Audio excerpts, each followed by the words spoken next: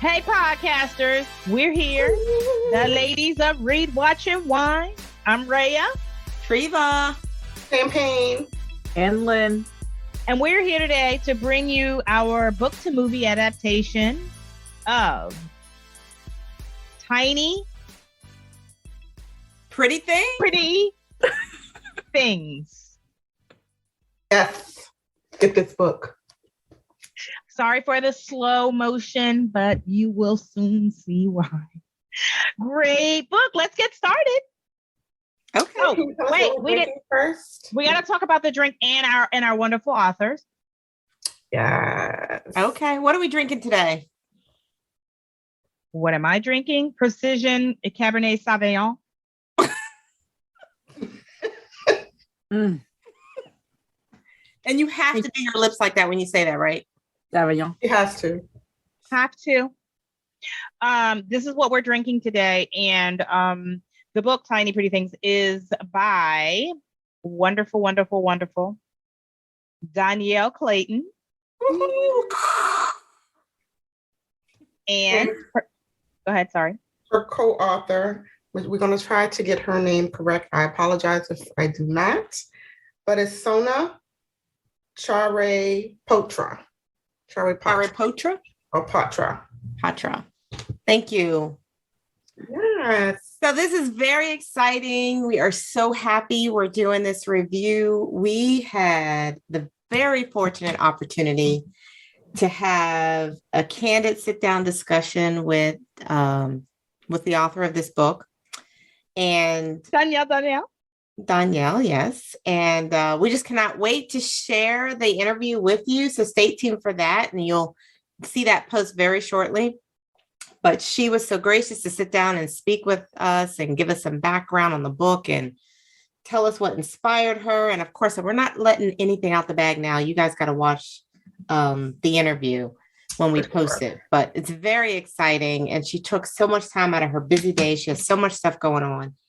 And it was just a great interview. I don't know what you guys think, and I'm geeking still off of it because I was just so inspired by so much of what she said. But oh my God, I had like a smile on my face for like the next hour and a half, just sitting there like in the candy store. It was a wonderful interview. I enjoy really getting her insight, but also just getting more to know about her and her backstory and how she came up with this topic, and also how she felt about the adaptation, which we'll get into, but it was nice to kind of get her opinion on that.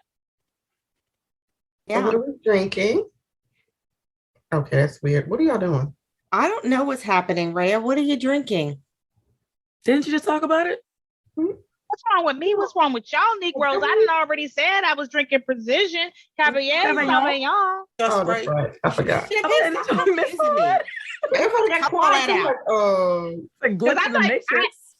got quiet because I thought you were getting ready to say how you felt about the interview or something. So I was just pausing. They took all the positives that I was going to say. Yeah. Okay. So let's get it started. How'd y'all like the book? Because I loved it. I loved. Okay, so Lynn.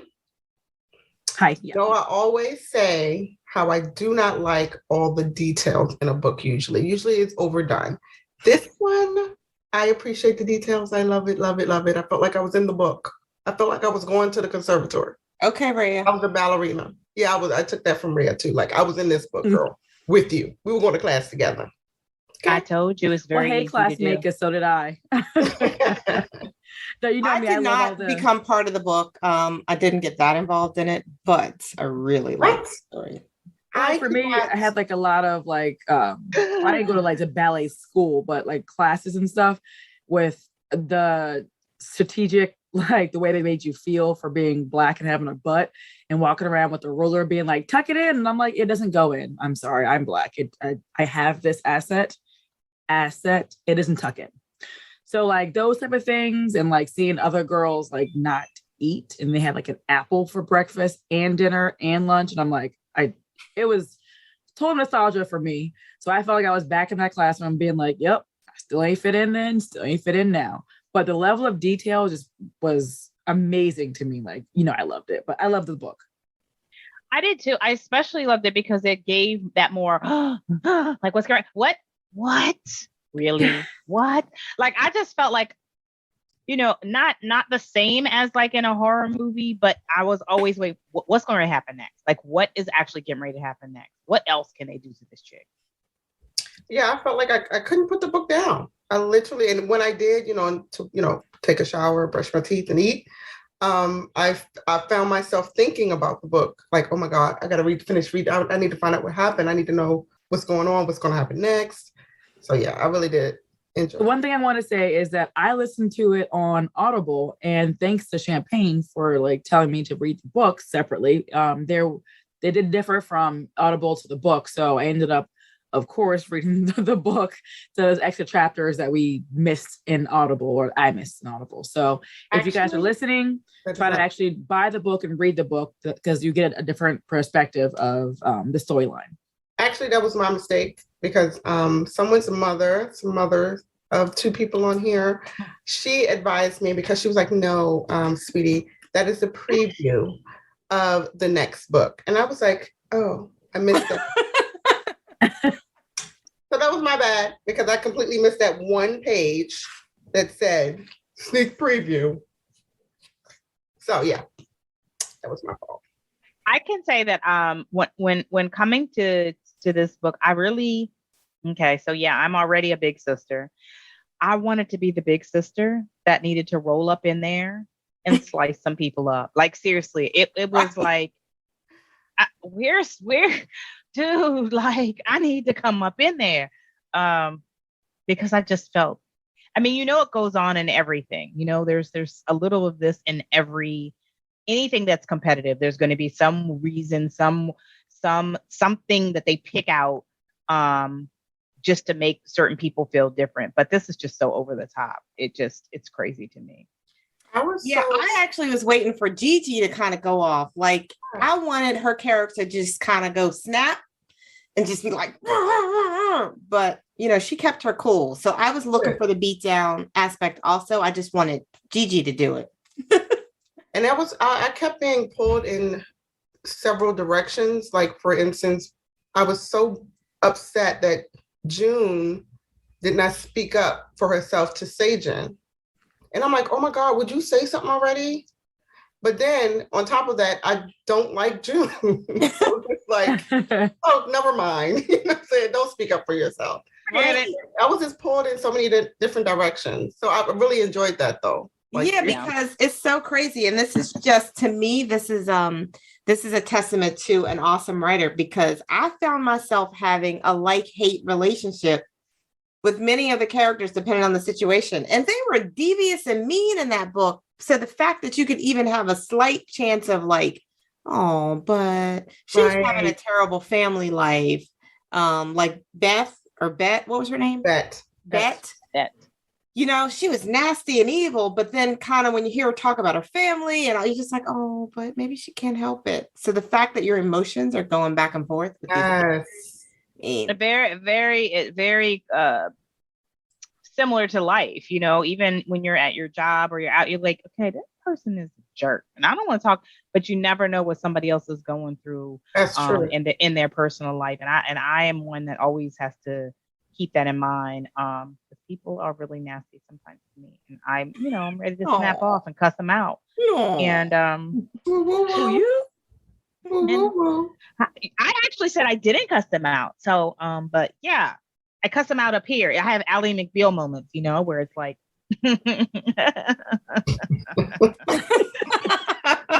psycho laugh. Right. Oh, all right. So, y'all ready to discuss this Netflix series adaptation? Who wants to go first? Wow. So I'll start. I'm gonna pull out my razor.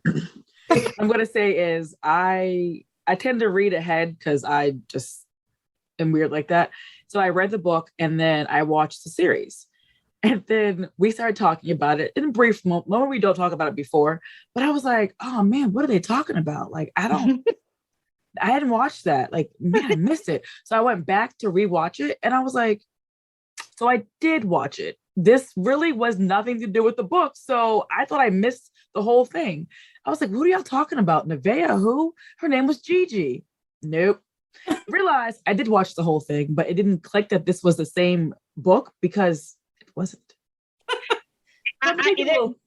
There was a time. There was another book that we did a while back when we first got started that I remember watching the series, and I said, "Wait a minute, y'all, did I watch the same one? Because the exact same thing happened." You know, it's sad because I really love the book. I love the characters. I love how Gigi was as a young Black female. And yeah, Netflix, like you didn't have to do that. You didn't have to do that to us. You ain't listen, I made it through the first 5 minutes when I wanted to turn it off. Once they said her name was Nevaeh, I was just like, oh yeah, no, I can't do this. Like there are so many Nevaehs and Shadiq wasn't. There's nothing wrong with that. But why did it have to be that? Right. Why couldn't it just be Gigi? Like, do you actually think people wouldn't think she was Black if her name was Gigi? I never even thought about that, Ray. I mean, I had no idea why they changed the name. That name was so perfect for the character in the book. And I really feel like it could have been perfect for the actress in the series, even though they completely changed the personality of the character. Mm-hmm. So I just don't know why they changed it. But then there is a part of me that's like, I'm glad they did change it because the character in the series did not represent Majiji. Majiji in the book was this, sweet, innocent girl she had this willpower to be successful, despite the fact that she had these obstacles with her health. And she just didn't let all that evil deter her. Now, granted, in the series, she was a strong Black woman also. So both of them were very strong Black women. But they changed so much of her personality that the entire messaging that I felt like the book was giving out, I didn't get from the series. And that's what was disappointing to me. The series wasn't for us. The book was for us. And again, as they do in Hollywood, they took that from us. They took this book from our people. I'm so freaking angry about it. You can't have a Black girl that has a nice family, that all her family loves her and comes and supports her and, make sure that she eats okay and checks on her. You can't have any of that. No. You got to bring everything. Has to be stereotypical instead of just leaving. Like me, she can't do all this. You're right. I mean, they had that mama in prison, and I was just like, what is all this? She has a nice family. What is going on? I'm like, why whitewash it for the white community? Leave it as a person of color book, right? Or series, but still, I'm like, why we have to do that? Can't do it. And I'm so furious. Why did you have to change that to meet whatever standards you in Hollywood were trying to, or whatever you're continuously trying to perpetrate about the African-American community? Because you did not represent that character well. And there was no reason whatsoever. We didn't need that storyline about her mom in jail. Like that, there was no purpose for that storyline. She had a loving family. Yeah. That cared about her. So even though they changed the whole, not just her, Bette was a little B. She was a straight B that could have got pimp slapped. But you turned her into this, it's me. I'm a victim. Lily. I'm so angry. I'm going to hit my mute. Yeah, I'm with you on that. Like they changed her into a victim when she wasn't. She was a vindictive, nasty, racist ballet dancer, and a lot of the people in the school were racist, and they took away that component as if they were trying to bury the fact that these issues exist. Mm-hmm. And that is what burns me. Those issues exist. The authors of this book were bold enough to write about experiences that maybe ballerinas are experiencing it from a race perspective, and they snatched all of that away and then added all the stereotypes in it. And I'm really disgusted in the way that the screenplay writer changed the story. I'm sorry, Lynn, you were getting ready to say something. No, I was just saying that for me, the little small details is what I was looking for. Like in this movie or in the series, I mean, people were being pushed off of buildings and drugged and whatnot. But in the book, there's shards of glass in somebody's point shoe, which to me are like tangible things that would happen in a high school. Well, I mean, no, this isn't a high school, but I mean like a dance school. Yeah, somebody could be pushed off the building, but like we're not gonna just like, have this Pretty Little Liars theme of let's just figure out who done it type thing. Let's go to realistic details that would happen in a petty patriarchy that is dance schools, like putting glass in like your slippers. I was really looking for that because that to me seemed like something that would be something that you could like get away with, or like who done it, not pushing somebody off a building and putting like, I don't know, like cocaine in somebody's drink or something. I'm like, what are we watching right now? What am I watching? Yeah, that's very true. And all of the sex, Jesus. I mind you, I'm not prude at all. Bow chicka wow wow. What rating is this? If I see a full frontal again, I'm right. I was thinking this is made to be for like young, like adults. What? Right. There was a lot of sex going on in the storyline. I mean, and they were really free with it in the book also, but it wasn't that in your face. Good Lord. Exactly. It was a lot of it. And then there was lots of twists and turns on the sex storyline. And then the sister and the choreographer that came into town and that was dating the young girls. It was just so much that it's like, here's a bowl and everybody in this room toss an idea in and we're going to put it all in here. And then it has nothing to do with the book. We can pretty much name more of what wasn't in the book easier than we can name what was. You know what I'm saying? Like, right. If it's that bad, if it gets to that point, then it's like a problem. Yeah, it's a problem. And there were little things that they could have just kept in so that you at least could relate a little bit. Like, what happened in New York City? Yeah. Like, how hard was that? Yeah. I know Chicago is another like big dance city, but you need the licensure to actually use the word New York City. Right. I don't get it. Yeah. The New York City, the name change, like these little things. It's sort of like if you could have kept some basics of that, related a little more to it. But and who falls off of a 4 or 5 story building and survives? Like, please, somebody. I mean, she's supposed to have died in the book, but they kept her alive, Cassie. Mm-hmm. Like, I feel like she died in the book. I thought she just broke her hip or something. Yeah, she just broke her hip. She didn't die in the book. I thought she died. No. Oh, I completely missed that. No, because at the end she came back on the stage. Remember? Oh, that's what pissed what's her name. That's right. I do remember that. Yeah. I'm just I'm just so literally angry. remember rewatching it after I already watched it, and I'm like, okay, so I did watch this, and this has nothing to do with the book. Yes, like it does. They were all ballet dancers. Yeah, that's about it. That's what they chose. Gigi, but you know what? The veil was black.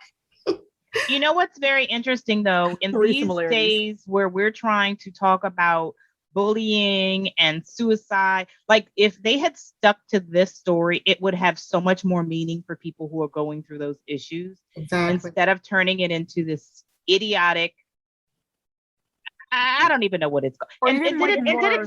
Did it say loosely based on? No, you use the freaking title. Yeah. Or even like more relatable for like young adults of the topics that were happening, like the bullying and the racism and the classism. Those things were definitely more relatable if you want to actually project this series towards young adults. Let's add some young adult problems. But just like when we read Sweet Bitter, for instance, and it was about the restaurant and the waitresses and their life, I think waitresses and restaurant owners and stuff, they can relate to that, though. That was interesting for them. I felt like this would have been interesting because now ballet dancers are now being portrayed and how everything really is in the school. So I think they took that from them too. Right. I had a bunch of people I knew that like watched the show and they didn't even know it was based in the book. And I gave them an earful. And I was like, look, I will not discuss this with you until you read the book. Don't even talk to me. Nope. It doesn't exist until you read the book. Right. Mm-hmm. Yeah. Unless you really like the series, then you don't want to read the book because it's going to ruin then you're it. going to end up hating the series because, well, at least I know from my perspective, I will. I mean, honestly, I just felt like I just don't understand why they had to change this to make the Black person seem dysfunctional or the family of the Black people seem. They just had to steal it from us. They had to steal it from, and if that was the book, then fine, do that. But this book wasn't about that. Like, can we just have something that just has other depictions of us as Black people? Like, oh, only this hood rat, blah, blah, blah. I just don't like it. I just don't like it. And they didn't have to do it. And, they're going to need to make up for this. I feel like I need to start a petition. I'm so angry. Like, we need to do a rewind, remake, remix. This was bad. Yeah. That struggle narrative.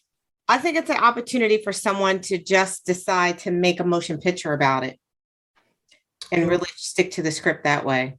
Oh, that's a good idea, actually. They need to change the name of the series. Or it's a second book. So hopefully that's what I was going to say. The next second person, book? Yeah. Do better. But then it won't. You could do the second book and and if you're going to do a movie, you could do the second book and combine the first one with it. Yeah, that would be ideal. Because this is some bullshiggity. That's time I can't get back. I mean, I'm not sorry for the actors because, the actors did their job like they were supposed to do their job. I don't have a problem with that. But let me pick what I want to watch. Okay. I picked this because I thought it actually had something to do with the freaking book. Yeah. Yeah. I mean, well, speaking of the cast that you brought up, I actually think they did a pretty good job with the choices for the characters. I loved that they actually used ballet dancers as cast. Like, no offense to Julia Stiles, but like when she came out there, I was like, girl, I'm gonna need you to have more, like how Natalie Portman in Black Swan. She spent months training to be a ballet dancer and looked mediocre. But like this, I was so pleased with the fact they used ballet dancers. Yes. Yeah. The posture and the smoothness and all that I can't do. Yeah. The gracefulness. They did a good job. I mean, when I think about Bette and even some of the guide characters, I could say that I envision people that looked like that. Negative. No. What's his name? The main character? Who? Alex. Alex? No. I don't know. I mean, I feel like I saw it. I think they did a pretty good job with the cast and I mean, Alex was like 85. Did a great job with the storyline that was provided to them. Yeah. No, I think they did a good acting job. I'm just saying the casting, like Alex was too old. Like he was way too old looking. Like he could have been the father that didn't exist.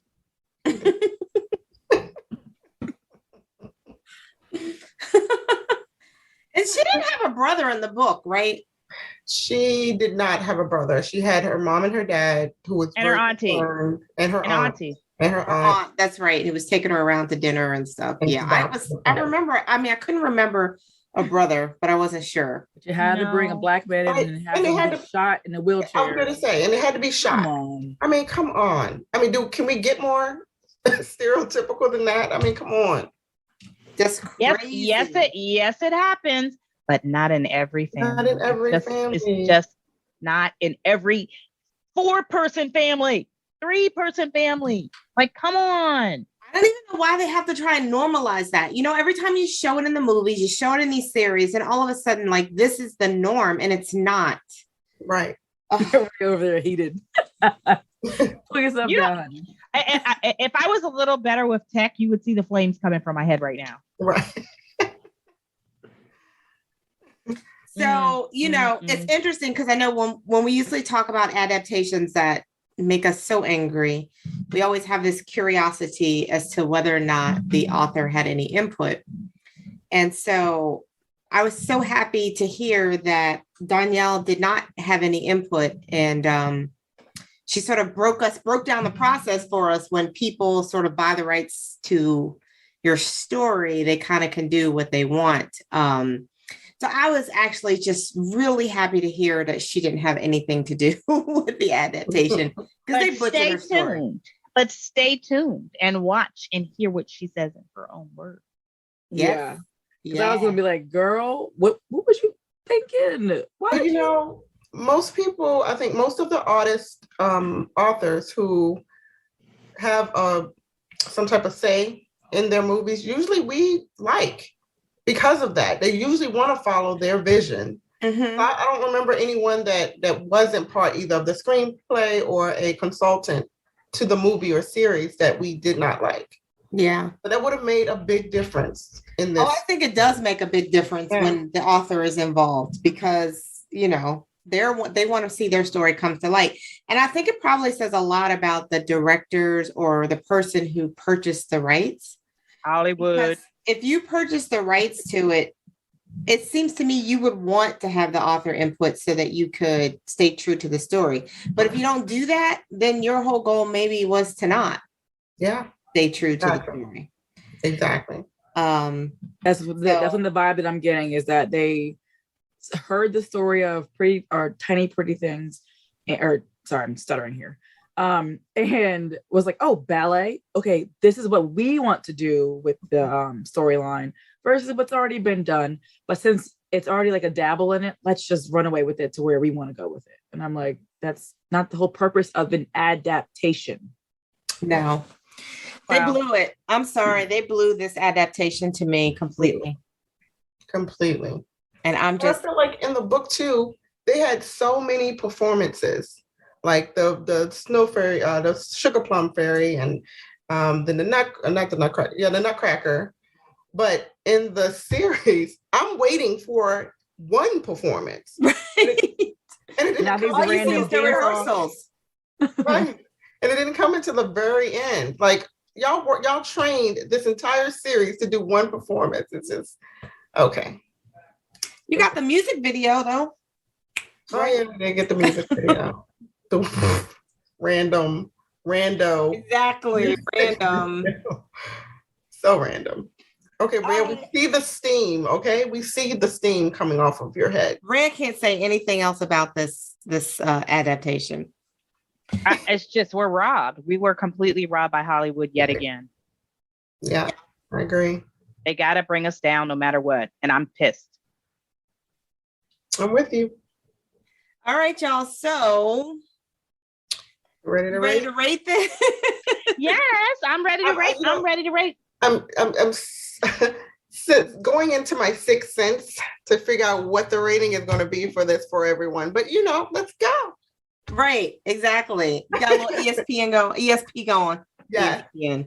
No, ESP. Wow. Wow. That was nice, Treva. What? ESPN? Mm-hmm. Yeah.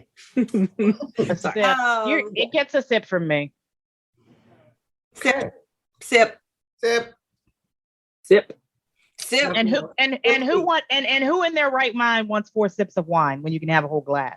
Stop. I'm mad. And it sucks because if it was just rating the book by itself, full glass. But 100%. The adaptation, I was like, now it deserves a sip, because I feel like I can't get that time back from watching not the series just once, but twice to figure out what the hell I just watched. So Netflix, Hollywood, you owe me a solid 24 hours of my life. I agree with you, Lynn. The book was fabulous, listeners. Please go out, purchase the book. Champagne, hold it up so they can see what it looks like. Buy the book. Purchase it, read it. It is an awesome story. Book. Please read the book. Buy the book. And then do me a favor. I know it's time you can't get back, but after you read the book, just at least watch the first episode, because you're going to already be pissed off. Maybe of the series, right? Yeah. Maybe we'll do some type of raffle where someone can win possibly an autographed copy of this. Yes. Book. Ooh. Absolutely. Oh yeah, that would be cool. Check it out. Let us know what you think. Please, we are dying to know what you all think about this adaptation. So follow us, watch the movie, and give us some feedback. Yeah. Contact us on Instagram. You can DM us at Read Watch Wine.